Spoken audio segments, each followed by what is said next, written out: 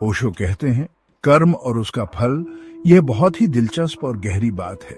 हम सब अपने जीवन में कर्म करते हैं, लेकिन यह केवल इंसान के सिर पर रखे गए किसी प्रकार के बोझ से ज्यादा कुछ नहीं है, जब तक कि हम उसे समझते नहीं। लोग यह मानते हैं कि कर्म का फल एक ऐसा नियम है जो निश्चित रूप से किसी न किसी रूप में लौट कर आता है। लेकिन क्या यह सच है, या यह बस एक सिद्धांत है जो इंसान ने खुद बनाया है? मैं कहता हूं, यह सच है। जब आप कोई काम करते हैं तो वह केवल आपके शरीर या मन का कर्म नहीं होता, वह आपकी आत्मा तक पहुंचता है। यदि आप किसी को दुख पहुंचाते हैं तो उस दुख का असर आपके भीतर भी आता है, क्योंकि जो आप देते हैं वह एक तरह से आपकी आत्मा का हिस्सा बन जाता है।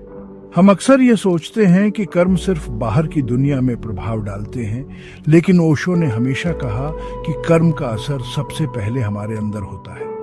क्या आप जानते हैं, जब आप किसी और के साथ बुरा करते हैं तो पहले उस बुराई का असर आप पर होता है। आप खुद को उसी नकारात्मकता में फंसा लेते हैं जो आपने दूसरे को दी है। इसलिए कर्म का फल केवल बाहरी दुनिया में नहीं लौटता, बल्कि वह आपके भीतर भी उभरता है।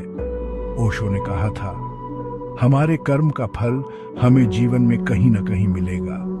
यह उस समय नहीं आता जब हम इसे चाहते हैं, बल्कि यह तब आता है जब हम तैयार होते हैं उसे समझने के लिए। इस प्रक्रिया को केवल दिमाग से नहीं समझा जा सकता, क्योंकि इसका संबंध आपके हृदय और आत्मा से है।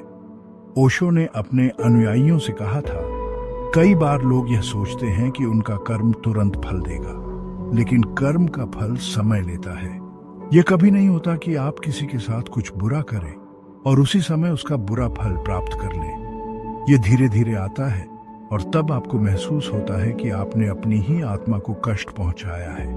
ओशो के अनुयायी भी यह महसूस करते थे कि जब वे किसी गलत कर्म का आचरण करते थे तो उनका मन अशांत हो जाता था, और समय के साथ उन्हें यह समझ में आता था कि यह अशांति उनका कर्म ही था जो उन्हें भीतर से परेशान कर रहा था। वे अनुभव करते थे कि हर कर्म का एक गहरा असर होता है, और यही असर उनके जीवन में आकार लेता है। इसलिए मैं कहता हूं कि कर्म का फल केवल एक बाहरी घटना नहीं है, बल्कि यह हमारे अंदर की गहरी प्रक्रिया का हिस्सा है।